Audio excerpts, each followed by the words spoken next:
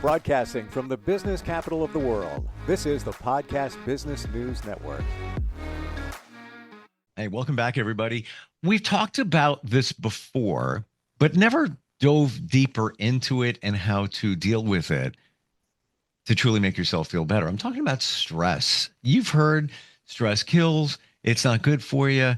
It can create disease and illness. It can pull us down, but there are ways to deal with it and maybe ways that you might be unaware of. We're going to talk about that today. She is a spiritual advisor, life coach. I call her our wellness expert because this is all in her wheelhouse. She's our professional of the year. She's back with us. Sara Regester is on the program. How you doing today? Hey, Steve.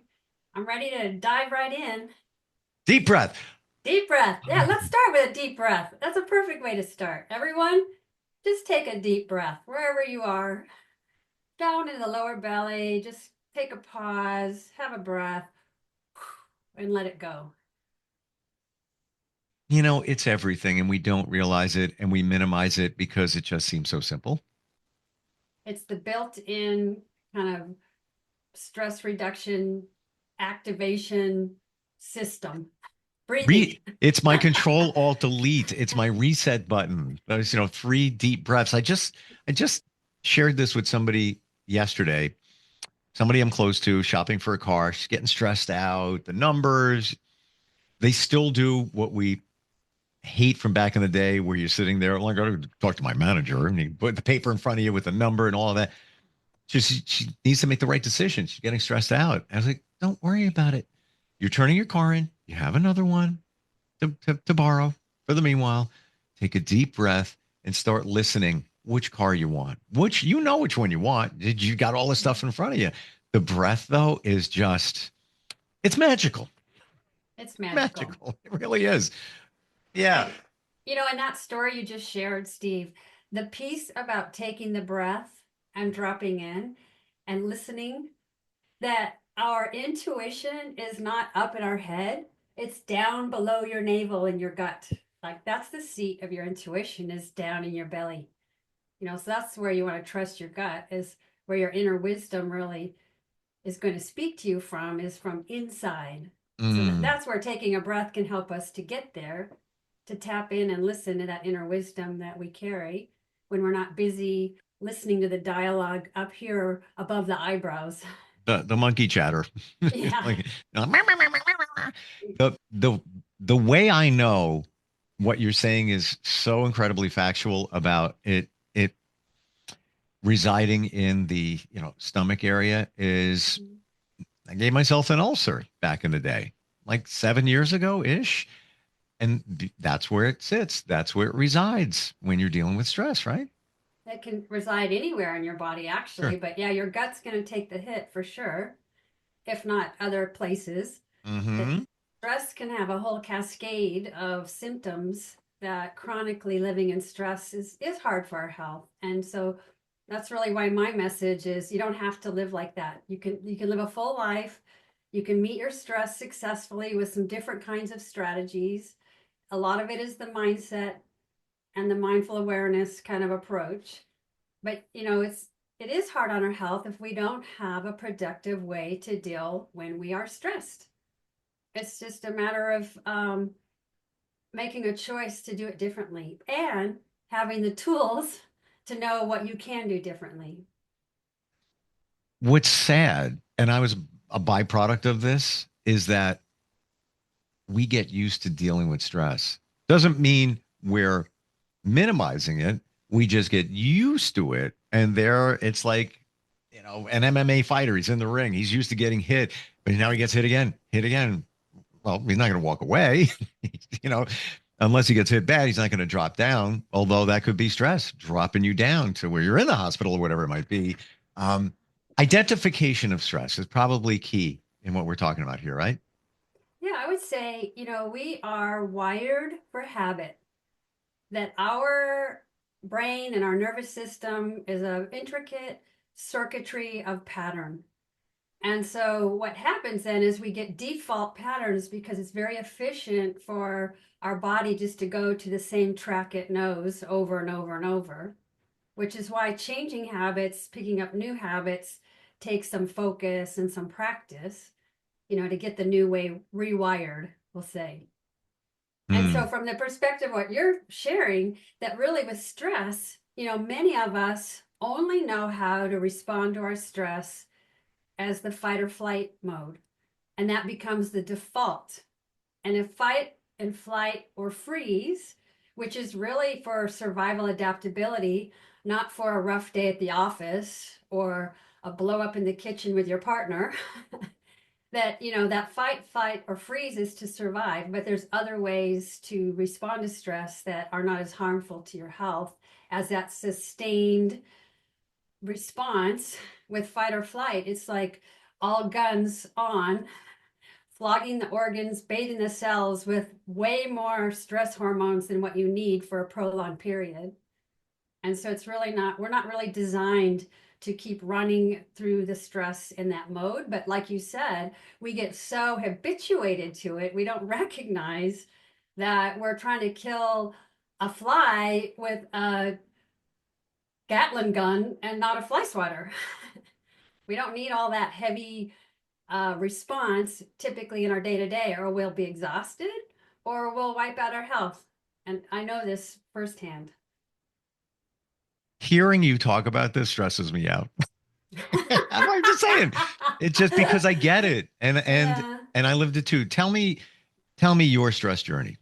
Oh, my stress journey. Well, I'm a healthcare practitioner, professional, a nurse for over 37 years, just, well, maybe, yeah, a long time. And I kept wiping out my health as a nurse in the hospital because I really wanted to be, a healthcare practitioner that was successful. And I really cared about my performance. And I always said yes, I never said no. So I kept really wiping out my health because I was working under so much stress. And I would really get myself in a place of being so sick, as you said, it'll stop you in your tracks when you have to put on the brakes and just stop because your, health is so impacted. Oh yeah. And so I did this several times, but what was interesting is I kept healing myself, that I'd kind of back off a little bit and do some different practices and things I learned, and I would feel better and I'd get back into it and repeat the pattern until there was a time when I recognized, okay, there must be a way to be successful as a professional without wiping out my health. And isn't it interesting that I keep healing myself from these health problems? I wonder how I could help other people heal. And that's really where the seed was planted, with that awareness, with that moment when I really recognized, okay, time to find a new way. It's I get it, lived it, uh, drove myself to the hospital on my birthday because that's where it escalated the stress. And the stress created a ulcer, which I was unaware of. But when you're feeling that, you're like, something's wrong, something's wrong. So that just escalated it more to the point where I raised my normally low blood pressure. I felt my eyes popping out of my head. Like it was just like, I can't take it. And then they diagnosed an ulcer, but it just best description, it just keeps getting worse. Like it's almost like the snowball down the hill. Little Mhm. tiny stress snowball just keeps grabbing more snow till it's huge. And then now it's at the point where you can't even carry the snowball anymore. It's a boulder. It's amazing how it can just like grow like cancer, like tentacles going out and Mhm. just like overtake your very being. What do we do? We Yeah. we've identified it. What do we do? And I just want to back you up. Something that you just shared, Steve, is that it starts as a little whisper and then it knocks a little louder. And that symptom will keep knocking louder and louder until it stops us in our tracks. Yeah.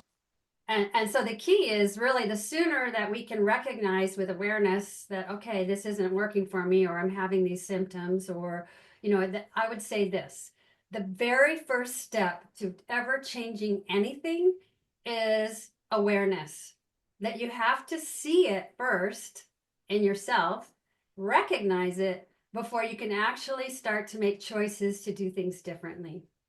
And so if we're continuing in our pattern, because this is how we do things and this is what we know. Like you mentioned, you kind of just ignore it or you push through it.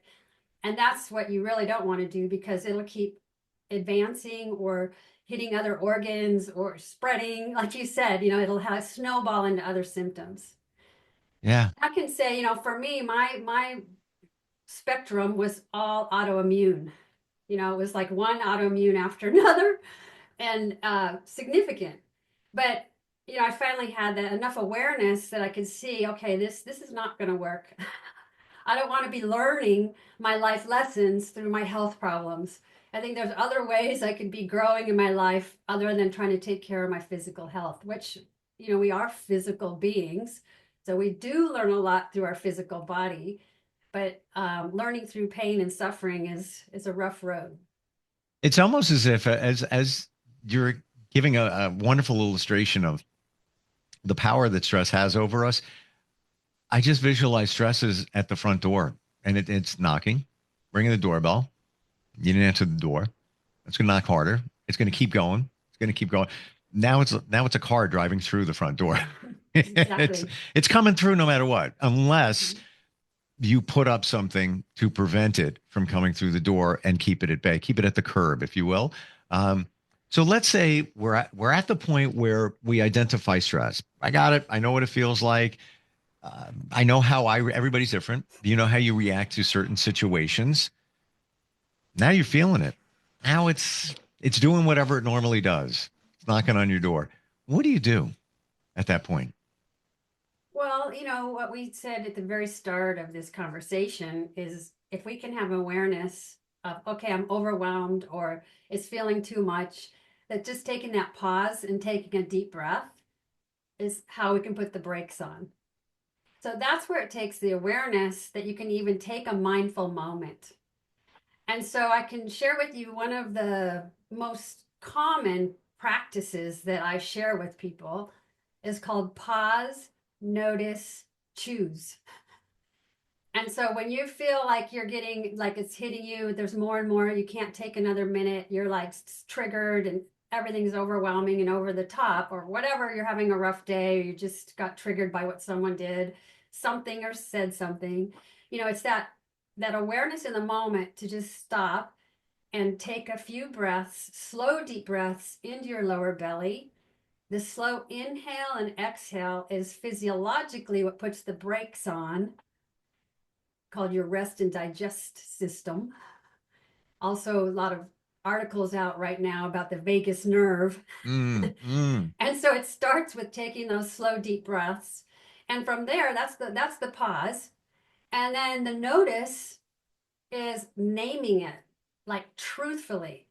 Okay, that's not okay with me, what that person just did, or here I am getting annoyed again, or oh, I'm overwhelmed, there's so much to do, or hey, I'm starving.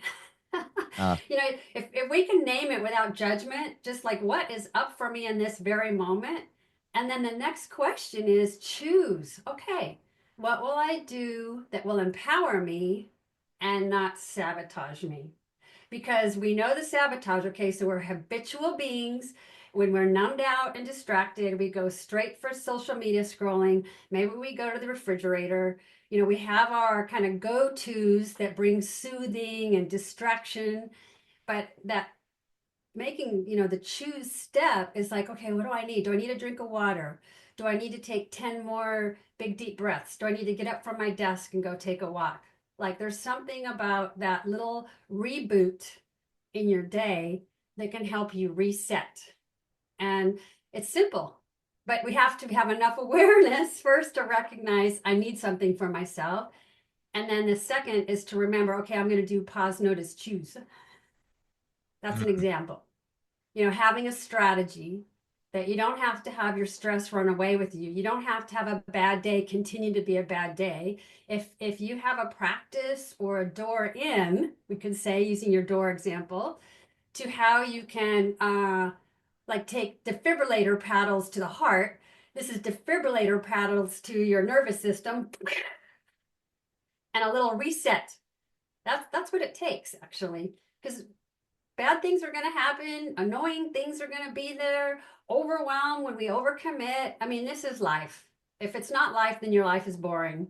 Well, you Mm. don't want to live a boring life, but you got to know how you can put the brakes on sometimes if it gets to be too much before it runs away with you and starts impacting your health. Difference between stress and anxiety? Are they closely connected? How do you identify what's going on when a situation presents itself? Well, that's a good question because that's another example where we get habituated to anxiety. Some of us, I say us, I'm an anxious prone individual myself, which is partly why I'm sitting here in front of you now. And so really the physiology in the body doesn't know the difference between excitement and anxiety. So, really, anxiety is typically when we go to the future and we have these, I could say, wild imagination of what could happen, or we're worried about worst case scenario, and it starts to ramp up the stress hormones, and you can feel it in your body. You can feel the shake, you can feel your heart beating faster. You can feel the distraction that your mind is ruminating on this scenario. And so that anxiety can be really sabotaging. It pulls us out of presence and it shakes us up and makes us doubt ourselves and we get insecure and our performance is impacted. There's like a whole impact if we're in an anxious state of mind. But the hack for anxiety is to say, am I anxious or really am I excited? Because I hope I do well. I hope this talk with my boss goes well. I hope this pitch for my new product is strong. I hope I play well, in my game. So there's something about the mindset that is important. How are we labeling the anxiety? Can we shift it to where we really can recognize actually we're excited and that's what I'm feeling in my body is excitement. So that's one way. But in another sense, anxiety and stress often are like two tracks of the train. Typically stress is a response of the unknown, the unexpected, and many times it's triggered by where we're going into resistance about something or where we're having competing values of two or more things that are important and we're trying to prioritize how they're going to fit together.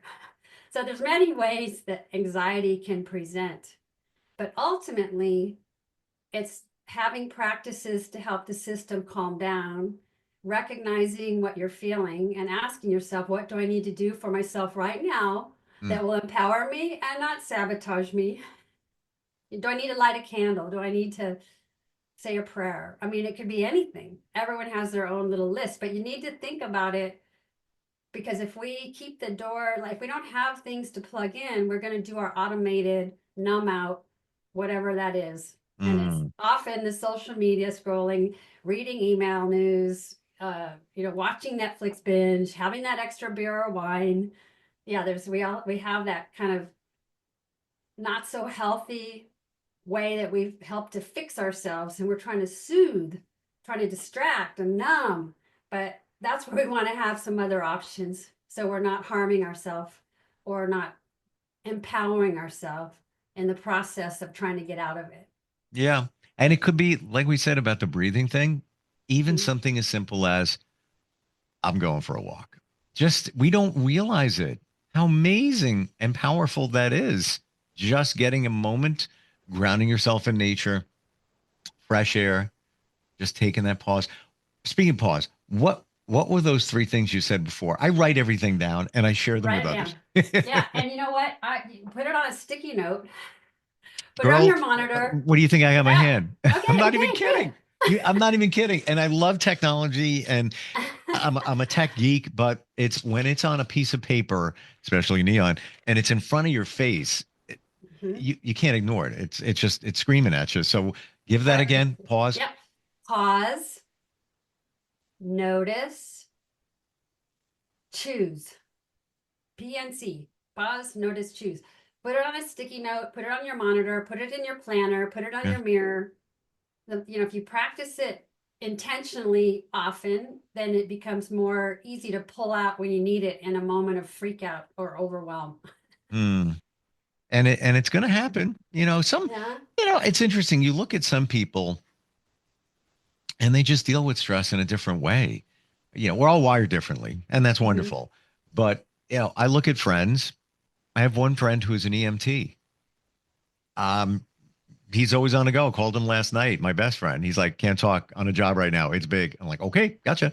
Um, he doesn't freak out. I'm not wired that way. I'm better. I've mitigated it. It's all good. I've noticed, how I react to Mhm. body and it's fine. But I'm amazed how other people deal with stress and situations. Yes. And then I don't think he's, stopping to pause and breathe because he probably doesn't need to. Well, here's the thing that the the fact he would even answer the phone when he's like on duty like that says something that, he's got holding it together, but and has strategies for that because that's his profession, right? He knows that arena.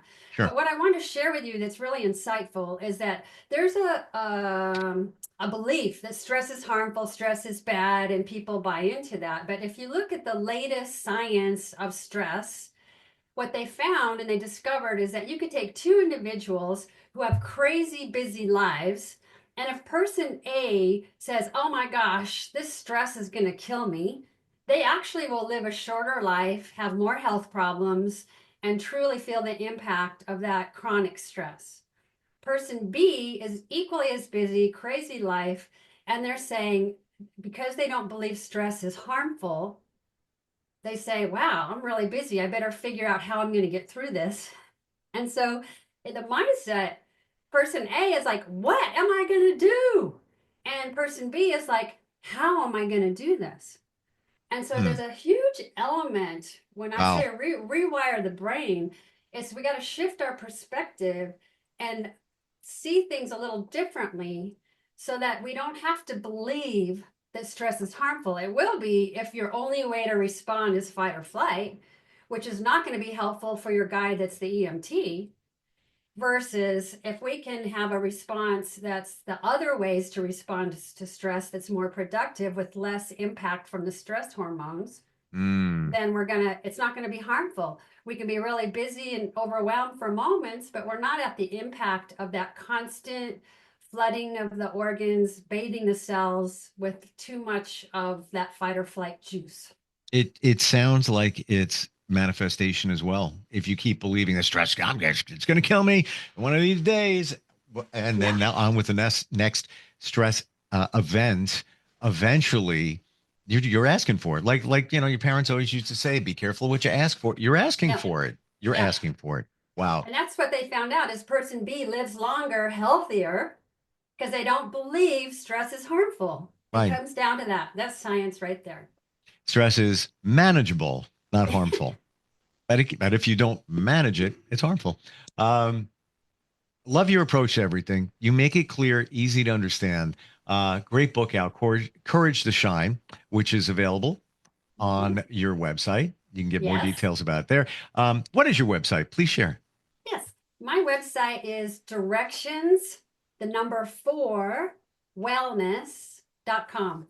And The Courage to Shine, How to Feel Confident Outside Your Comfort Zone is available on Amazon, Audible, all the outlets. So if you want some strategies to master your stress, that's your go-to. Love it. Love it. Like it says it all. Directions number 4, wellness.com. Thank you for the direction today on stress. While you're a professional of the year, really appreciate it. Thank you, Steve. And breathe, everybody.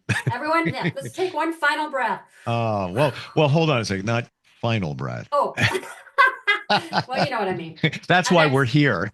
the Yes, breath. love it. Thanks a lot, Sarah.